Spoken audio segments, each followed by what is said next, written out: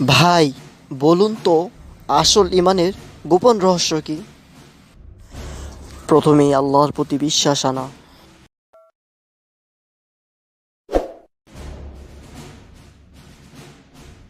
ফেরেশতাদের প্রতি বিশ্বাস আনা, আসমানি কিতাবের প্রতি বিশ্বাস আনা, সমস্ত রাসূলগণের প্রতি বিশ্বাস আনা, মৃত্যুর পর পুনরুত্থান সম্পর্কে বিশ্বাস আনা,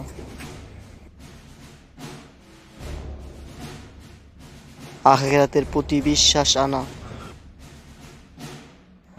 ভালো মন্দ সব আল্লাহর পক্ষ থেকে হয় এই বিশ্বাস রাখা।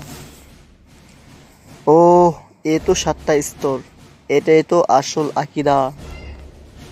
ইমানের ৭টি স্তরে দৃঢ় থাকুন, এটাই সফল জীবনের চাবিকাঠি।